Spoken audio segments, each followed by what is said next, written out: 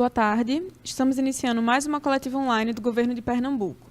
Além da participação do secretário estadual de Saúde, André Longo, contamos também com a participação do secretário de Desenvolvimento Econômico, Bruno Chuamba, e do secretário de Turismo e Lazer, Rodrigo Novaes. Contamos também com a participação dos intérpretes Danley e Marcos Vinícius. Como de costume, os secretários vão fazer as suas considerações iniciais, apresentar os dados da saúde e, em seguida, partiremos para as perguntas. Bom, boa tarde, Camila, Danley, Marcos Vinícius. Queria saudar o secretário de Turismo, Rodrigo Novaes, o secretário de Desenvolvimento Econômico, Bruno Chuamba. Desejar boa tarde a todas e todos. Nós registramos hoje 1.050 novos casos da Covid-19 no nosso estado.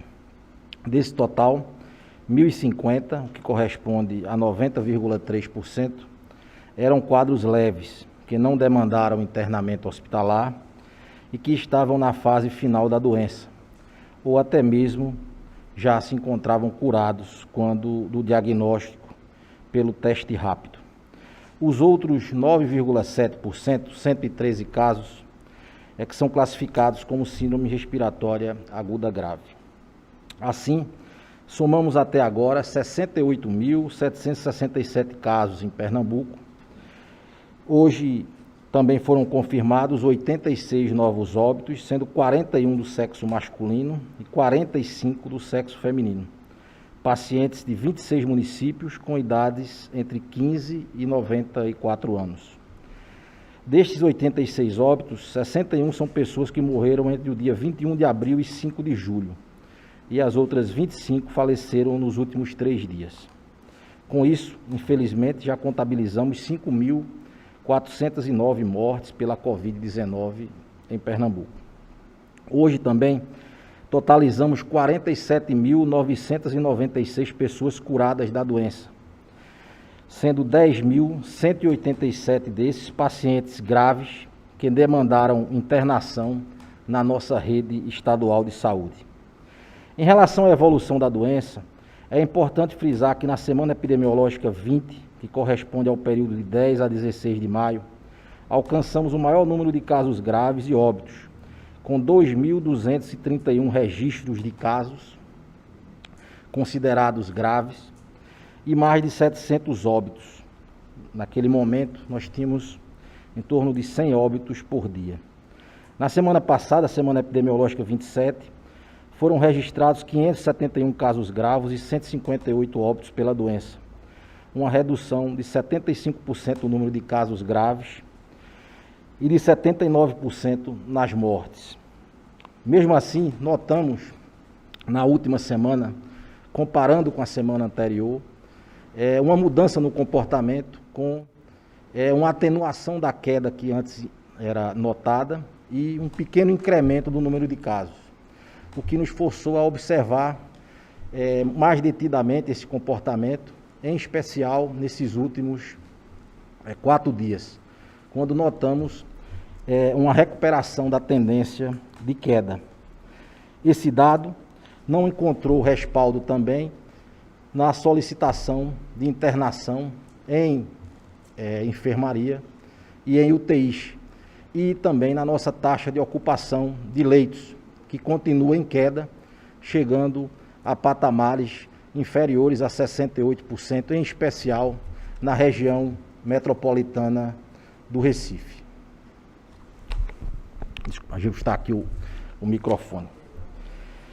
Bom, de toda forma, continuamos trabalhando com cautela e no retorno seguro das atividades, e por isso não teremos avanço de fase na região metropolitana e no sertão nessa próxima segunda-feira. A única região que vai avançar será o agreste do estado, a segunda macro, porque com a quarentena que foi estabelecida, em especial na 4ª região, tem apresentando nesses primeiros dias da semana uma melhoria mais expressiva nos indicadores e vão avançar então para a fase 4, se igualando às atividades do plano de convivência que já estão liberadas no sertão, na 3ª e na 4ª macro, permitindo-se então a abertura do comércio varejista, salões de beleza, shopping e comércio de carros. Continuamos analisando os dados permanentemente e a tendência, se houver segurança dentro dos indicadores sanitários e os números estabilizados, como temos visto, é a liberação no dia 20, né, da etapa 6 do plano de convivência, permitindo-se a abertura de serviços de alimentação e academias de ginástica. Gostaria de ressaltar que o plano de convivência é fruto do trabalho do governo, mas também da união de todos os pernambucanos que colaboram, né, com ele. Pelo lado do poder público, realizamos o maior esforço logístico, sanitário e de mobilização de recursos humanos de nossa história, em um movimento que continua, ainda não acabou, que está hoje muito focado na abertura de leitos e da nossa capacidade instalada no interior do estado. Devemos, inclusive, na próxima semana, estar abrindo as portas do Hospital do Sertão Eduardo Campos para atender a população da terceira macro-região, cuja sede é Serra Talhada. Também estamos contando com o apoio fundamental dos profissionais de saúde que atuam na linha de frente, cuidando dos pacientes ou atuando em outras áreas também cruciais, como os nossos laboratórios, a vigilância sanitária e epidemiológica. Mas, sobretudo, é a nossa população que teve e tem um verdadeiro papel crucial. É a conscientização de cada pernambucano que é importante para darmos sequência nesse nosso plano de convivência. Cada novo passo é uma conquista e não podemos perder o que foi alcançado até agora com todo esse esforço demandado de nossa sociedade. Temos visto algumas cenas de pequenas aglomerações e pessoas sem máscara. O vírus ainda está entre nós, sempre repetimos isso.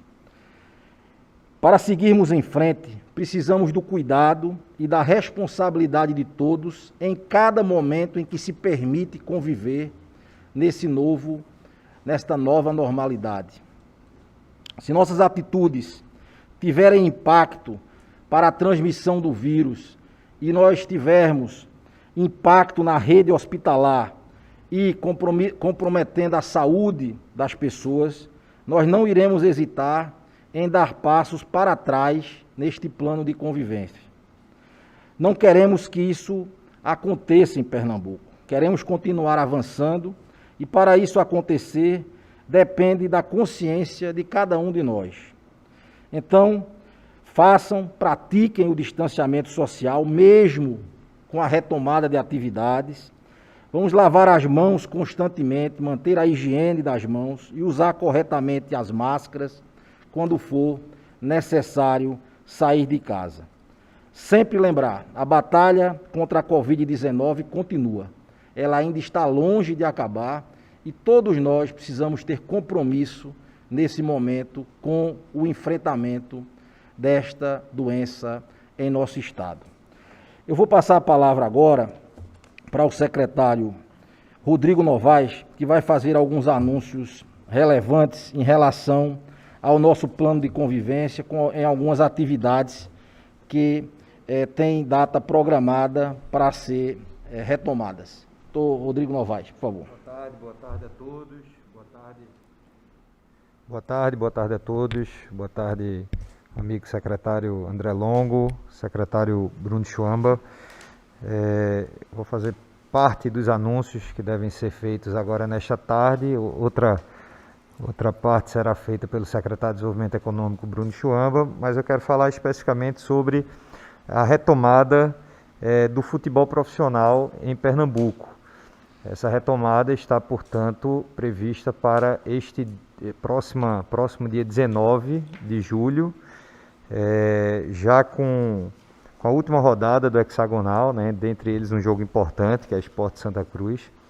E, portanto, volta o futebol profissional em Pernambuco com uma série de medidas e restrições e um protocolo bastante rígido para assegurar justamente o que é primordial, o que é fundamental para o plano de convivência com a Covid, que é a saúde das pessoas, envolve as delegações, as equipes, os jogadores, a imprensa, os colaboradores todos que deverão estar presentes no campo de futebol. Então são 100 pessoas, né, que estarão em campo, mas todas elas seguindo um protocolo de espaçamento, de distanciamento, e a gente terá, portanto, dia 19, 21, 29, 2 e 5 de agosto, as rodadas do Campeonato Pernambucano de Futebol. E as finais, né, ficou pactuado justamente por se tornar mais simples no que diz respeito ao isolamento dos arredores, para evitar justamente qualquer tipo de aglomeração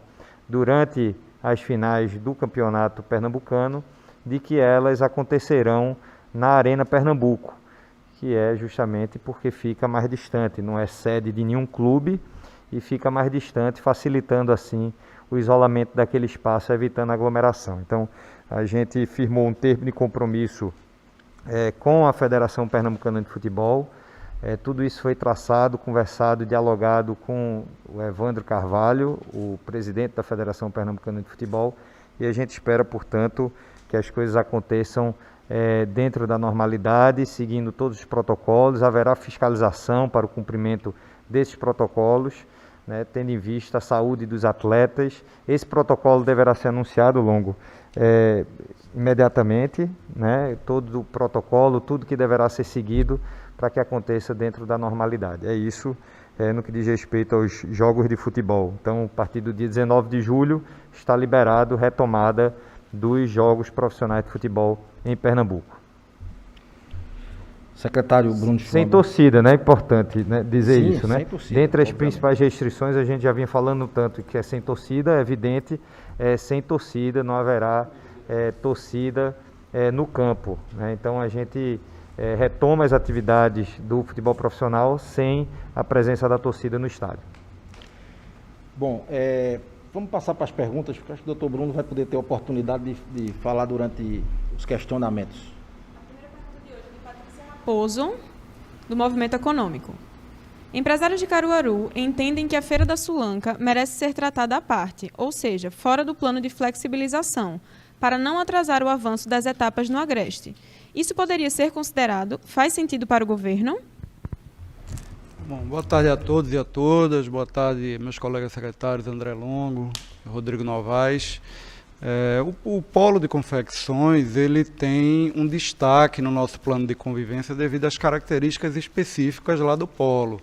Então, por isso que ele não está agora nessa etapa contemplada.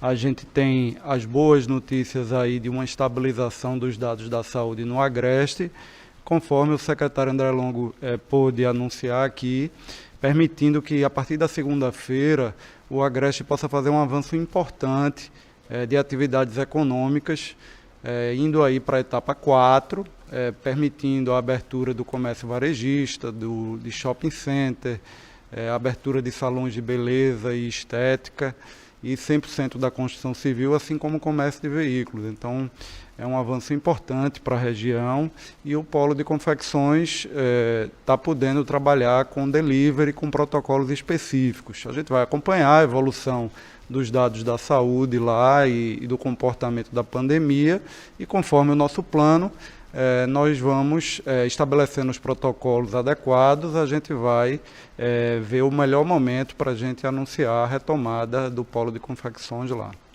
Vou juntar as 3 próximas perguntas, que também são para o secretário Bruno. Primeiro, Ana Maria Nascimento, do Diário de Pernambuco. Na manhã de hoje, empresários e funcionários do segmento de bares e restaurantes foram até o Palácio do Campo das Princesas e entregaram uma carta ao governador Paulo Câmara. Nela, solicitam a retomada das atividades paradas há quase 120 dias. Qual a resposta do governo para o grupo? Eduarda Barbosa, do portal Folha PE, pergunta: há uma pressão dos bares e restaurantes para a reabertura de suas atividades.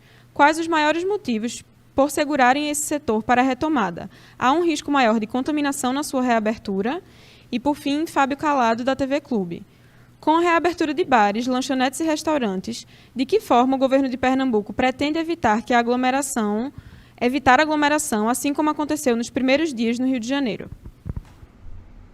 Desde o dia 12 de março, quando tiveram os primeiros casos aqui, que a gente, junto com a saúde, tem dialogado para ver as medidas necessárias para a gente poder preservar vidas. Isso foi necessário, as medidas de isolamento social e o fechamento de uma série de atividades de presença dos clientes.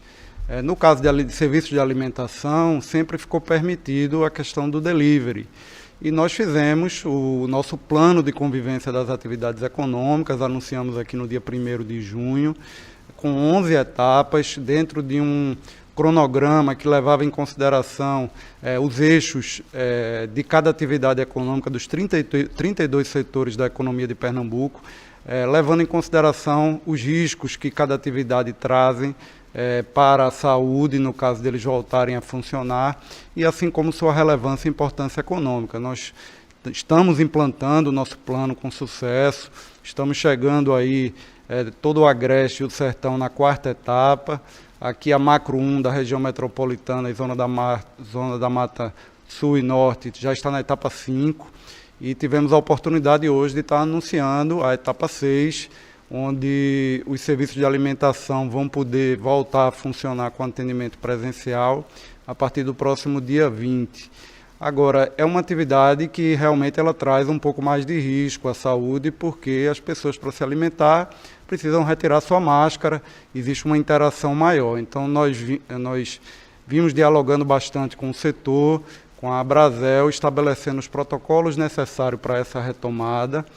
Nós vamos estar publicando esse protocolo amanhã para que os restaurantes possam se preparar, né, para funcionarem com a capacidade de 50%, e uma série de critérios que são necessários para a gente evitar que haja uma contaminação nesses estabelecimentos. Então, é muito importante a gente saber que algumas atividades como essa, elas precisam voltar a funcionar para dar oportunidade de emprego e renda para os pernambucanos, para voltar a ter uma atividade, realmente estão fechadas há bastante tempo, mas ao mesmo tempo a gente tem que ter sempre um olhar sobre os dados da saúde. Conforme o secretário André Longo citou aqui, nós passamos por um pico alto aí, começamos a ter uma descida, uma estabilização e uma descida.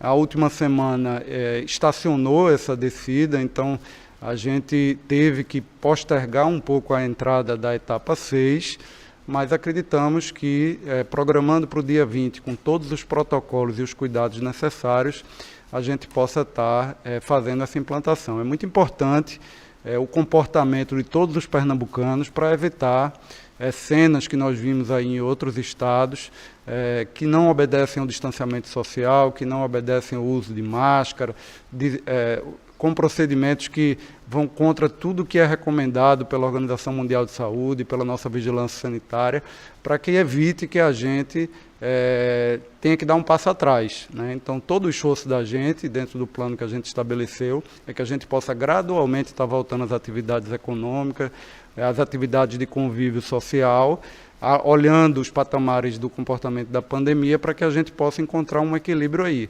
Então, é o que a gente tem chamado do novo normal.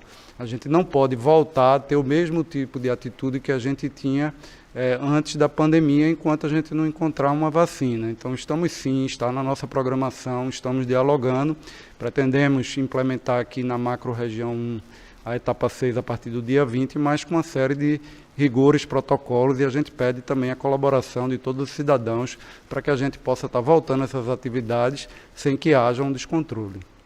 Matheus Sucar, da TV Tribuna, para o secretário Rodrigo. No Recife, ainda há proibição para banho de mar ou só para evitar aglomerações na praia? No último dia 19 de junho, nós anunciamos aqui o decreto assinado pelo governador, no qual ele delega aos municípios essa condição de poder criar as suas regulamentações para abertura das praias e dos calçadões e também dos parques. Isso foi feito no mês passado e cada município tem agido de forma a compreender, né, a sua sistemática e a sua condição de frequência de fluxo de pessoas. Aqui no Recife, que foi a pergunta do Matheus, aqui no Recife ainda não está liberado o banho de mar, portanto o que está liberado é somente a atividade física individual, né, tanto no calçadão como também na areia, na praia.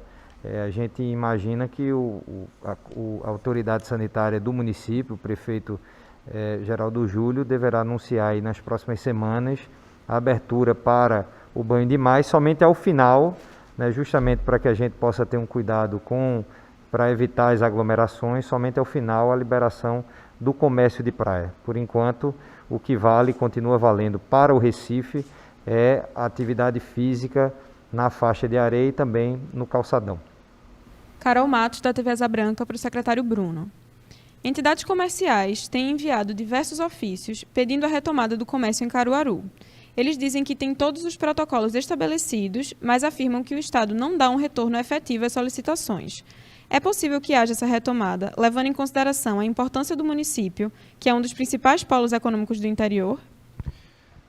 Bom, primeiro eu queria dizer que nós temos dialogado com todos os setores, sempre dando retorno, sempre dando resposta. Às vezes não é a resposta que as pessoas gostam de ouvir, mas de forma muito transparente. Aliás, o governo do Estado de Pernambuco, a Secretaria de Saúde tem se destacado em todos os rankings de transparência, da informação dos dados do comportamento da pandemia, e é esse o motivo de a região do Agreste não ter avançado ainda. Hoje tivemos a oportunidade, por causa dos dados divulgados aqui pelo secretário André Longo, de estar divulgando que a partir da próxima segunda-feira a região do Agreste vai estar avançando 2 etapas de uma vez só. Então a etapa 3 e a etapa 4 vão poder começar a partir da próxima segunda-feira, voltando às atividades do comércio varejista lá na região, e nós precisamos acompanhar o comportamento a partir dessa abertura. Então, de novo, é muito importante que a abertura, cada estabelecimento obedeça o protocolo geral e os protocolos específicos nos eixos de distanciamento social, higiene e comunicação e monitoramento, para evitar que essa flexibilização e essa abertura venha trazer um aumento nos casos de contaminação e nas curvas da pandemia, porque isso pode eventualmente provocar um retorno para a etapa 2. Então, a forma como os empreendimentos, estabelecimentos, funcionários, clientes se comportam, dá o que acontece 1 semana e 15 dias depois no comportamento da pandemia. Então, esse comportamento é muito importante para que a gente continue avançando no nosso plano de convivência. Pedro Alves, do G1, para o secretário André. Soubemos que a fila de UTIs pediátricas dedicadas à Covid-19. Qual a porcentagem de ocupação de UTIs pediátricas dedicadas à CIRAG e qual a ocupação geral dos leitos privados, sem serem os arrendados ao SUS, ocupados com pacientes com coronavírus? Bom, atualmente nós não temos fila de UTI, né, nem de enfermaria, por óbvio, para pacientes com Covid-19 no estado. Nem na rede pública e nem na rede privada. Há uma ociosidade de leitos, tanto de enfermaria quanto de UTI. Essa ociosidade é até um pouco maior nesse momento nas instalações de enfermaria do que de UTI. E você tem um patamar de ocupação de leitos de terapia intensiva no serviço privado praticamente similar ao da rede pública. São números inferiores a 70% que tem se mantido ao longo dos últimos dias. Então nós não temos, e aí quando você faz também a análise pela faixa etária, os leitos dedicados à pediatria, à faixa pediátrica e neonatal, são 30 leitos disponíveis, e hoje, na última vez que nós olhamos, havia 7 vagas livres, ou seja, uma taxa de ocupação inferior a 80%, um pouco maior do que a faixa adulta, mas ainda uma situação confortável. No entanto, e se houver necessidade, nós ainda temos condição de expandir essa oferta de leitos pediátricos, inclusive com a possibilidade de contratação de leitos na iniciativa privada. Então, é fato, nós não temos fila de UTI já há algum tempo. Ocasionalmente nós temos uma demanda numa unidade de pronto atendimento e o tempo necessário apenas para o deslocamento dessas pessoas para o leito que está disponível. Wellington Silva, da Folha de Pernambuco, para o Dr. André. Em declaração recente, a OMS reconhece estudos e testes sobre a transmissão do vírus da Covid-19 por via aérea. Qual o posicionamento da Secretaria de Saúde sobre isso? Isso afeta em alguma medida os protocolos que vêm sendo discutidos? Bom, acho que reforça, né, um cuidado que todos nós precisamos ter com os ambientes que frequentamos, né, com o distanciamento social e com a utilização da máscara, fundamental hoje, né, para que a gente evite esse tipo de transmissão ou diminua. Se sabe que se todas as pessoas que estão naquele ambiente estão de máscara, isso reduz bastante, né, a transmissão, e é isso que nós devemos buscar, sempre que precisar sair de casa, utilizar a máscara de forma correta, porque a gente tem visto muito quando as pessoas têm ido à rua, né, pela utilização inadequada da máscara. Temos visto muita máscara no pescoço, muita máscara cobrindo só a boca, não cobrindo adequadamente a região do nariz. As pessoas manipulando essas máscaras de forma inadequada, pegando na região central da máscara. Isso tudo facilita a contaminação, mesmo com a pessoa estando de posse da máscara. Então, na verdade, não adianta estar de posse da máscara, precisa estar com a máscara sendo utilizada de forma adequada. Então, reforça, né, esse conceito, né, de se ter cada vez mais cuidado, né, com a transmissibilidade, né, da Covid-19 pelo ar. Blog do torcedor para o secretário Rodrigo. Quando o Campeonato Pernambucano voltar, a última rodada da primeira fase terá jogos no interior, um deles muito importante, Salgueiro e Náutico. Há alguma restrição? Não haverá. A restrição natural, né, do protocolo que foi elaborado, mas o fato da rodada se dar no sertão, uma região que ainda não avançou nessa fase do plano de convivência, ela não impedirá da realização da rodada. Portanto, a gente terá o jogo normalmente, mas com as mesmas restrições que são utilizadas aqui, que foram firmadas com a Federação Pernambucana de Futebol. Jogo sem torcida e com todo o protocolo que deve ser seguido, de espaçamento e das condições para a utilização do campo. Caroline Rangel, da CBN, ainda para o secretário Rodrigo. Por que o governo não se manifestou para trazer a fase final da Copa do Nordeste para o Recife e São Lourenço da Mata? A Copa do Nordeste, sendo realizada aqui, movimentaria o setor hoteleiro com as delegações dos grandes clubes que se hospedariam na capital. Já está definido qual nível de controle da pandemia o Estado precisa alcançar para conceder a autorização da volta gradativa do público nos estádios? Vou começar pela segunda parte da pergunta, que diz respeito à volta do torcedor para os estádios. Não há nenhuma previsão. No mundo todo, as pessoas estão concordando, né, uníssonas no fato de que isso não é algo que deva acontecer tão breve.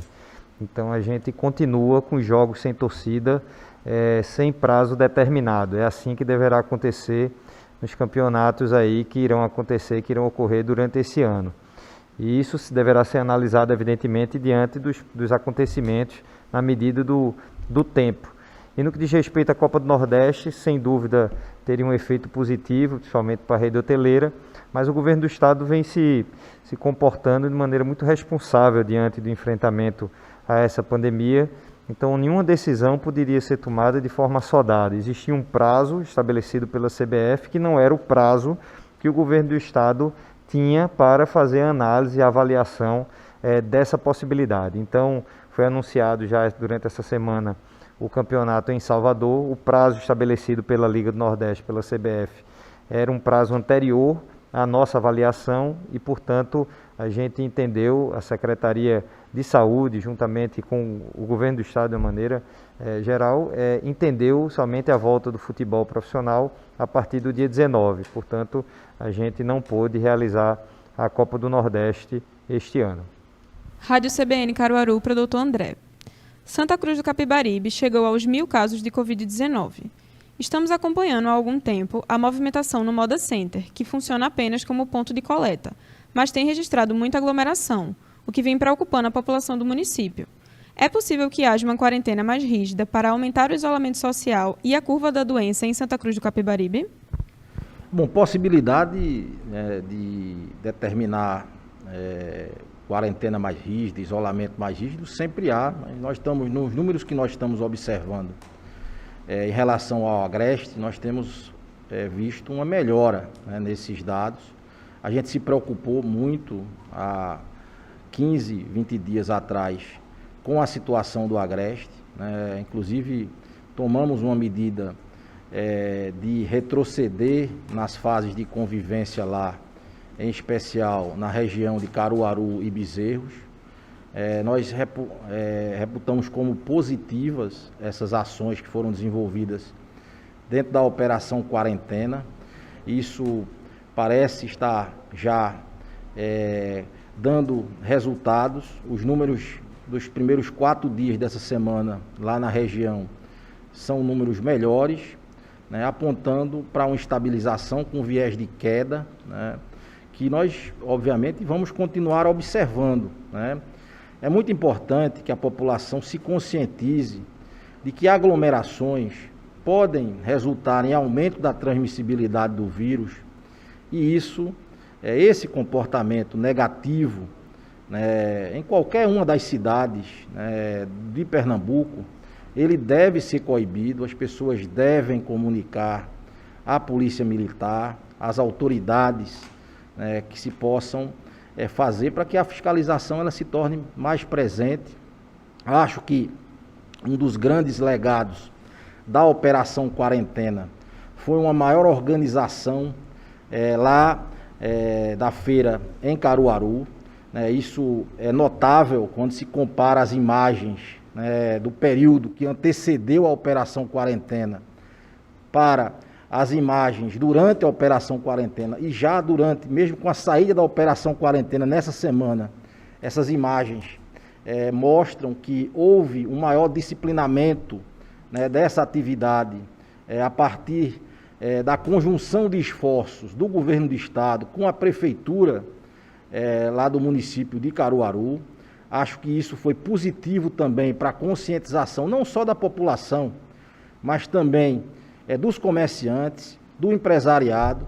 Acho que todos nós temos que ter compromisso, seja em Caruaru, em Bezerros, seja em Santa Cruz, seja em Toritama, seja em Taquaritinga do Norte.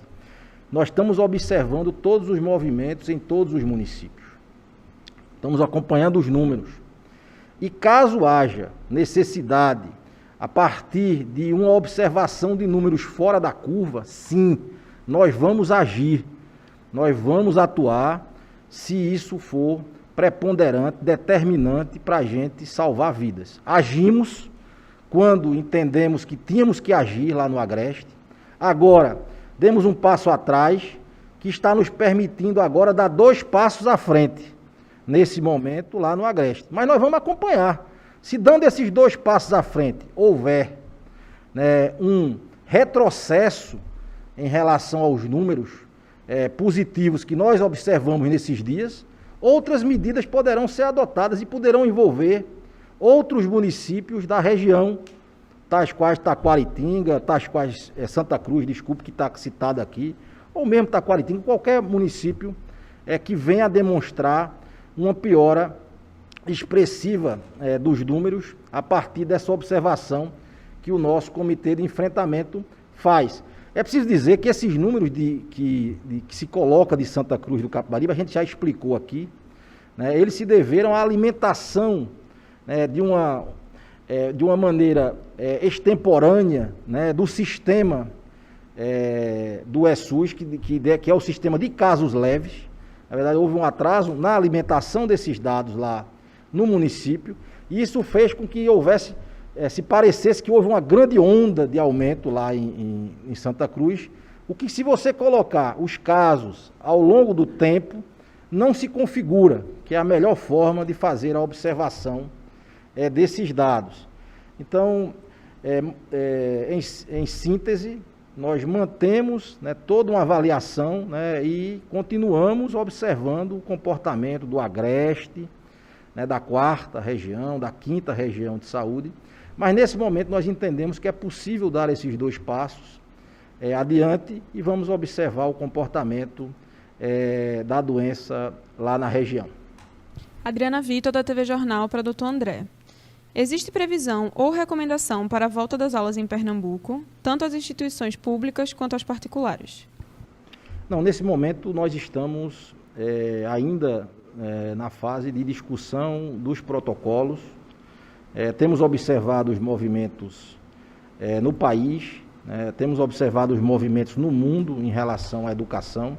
O secretário Fred Amâncio tem feito um diálogo permanente, multi-institucional, vamos dizer assim, com múltiplas instituições, tanto do campo público quanto do campo privado, para fazer o melhor desenho para nossos estudantes, do tocante a gente ter o melhor aproveitamento possível, dos conteúdos ainda esse ano, mas também com toda a segurança e cautela que este setor merece, para a sua retomada. A gente faz cálculos de que o setor educacional, de forma ampla, movimenta algo em torno de 2,5 milhões de pessoas, que é um número extremamente significativo, quando você mobiliza desde a educação infantil, creche, até o nível universitário, sem falar nos demais cursos de idioma, cursos livres, diversas situações que envolvem toda a magnitude da educação em Pernambuco. Então é preciso realmente tomar um cuidado especial, não tem sido diferente em outros estados do país, não tem sido diferente em outros países do mundo. E Pernambuco, o governador Paulo Câmara tem um compromisso inarredável com a melhoria da educação. Pernambuco tem se destacado no campo da educação e esse compromisso exige que nós tenhamos um protocolo de bastante segurança, mas de bastante qualidade para apresentar para a população pernambucana, para a sociedade pernambucana, e é isso que o secretário Fred Amâncio, junto com as equipes técnicas do governo, estão nesse momento envolvidos para apresentar isto para a sociedade pernambucana. A última pergunta de hoje é de Cíntia Leite, do Jornal do Comércio, também para o doutor André. O Ministério da Saúde aponta que Pernambuco está entre as unidades federadas que concentram o maior número de casos de CIRAG em gestantes, assim como CIRAG por Covid-19 nesse mesmo grupo. Como o governo analisa esses dados e quais orientações para a redução da transmissão nesse grupo durante a pandemia? Bom, Pernambuco já teve diagnóstico positivo para a Covid de 132 gestantes. Desde o início, a Secretaria ela definiu que a gestante ela fazia parte do grupo de risco para a Covid-19, mesmo quando os dados da literatura ainda não eram bem enfáticos nesse tocante, ainda não tinha uma maior expressão, mas nas nossas equipes, por meio de notas técnicas, em conjunto, inclusive, com o Ministério, já faziam esse acompanhamento dessas gestantes através da nossa gerência de atenção à saúde da mulher. Para isso, então, nós também dedicamos um conjunto de leitos de enfermaria obstétrica exclusivas para gestantes com Covid, com referências. Desde o primeiro momento nós tínhamos as nossas referências, o IMIP, aqui em Recife, o Hospital Regional de Salgueiro, o Hospital Dom Malan em Petrolina. E nós temos hoje, nesse momento, uma taxa de ocupação desses leitos na casa dos 35%. Então nós preparamos também toda a nossa rede de hospitais regionais para esse diagnóstico, para que a gente pudesse atuar precocemente, preservando a saúde da mulher que durante o período gestacional e evitando consequências mais graves nessa parcela da população a partir de uma atuação preventiva desde o pré-natal, tanto no campo da prevenção, já tornando, e já explicitando a condição de risco para todos os profissionais, para ficarem sempre atentos, alertas no desenvolvimento da gestação durante esse período de pandemia. Encerramos mais uma coletiva online do Governo de Pernambuco. A entrevista completa fica disponível no YouTube oficial do Governo. Boa noite, obrigada.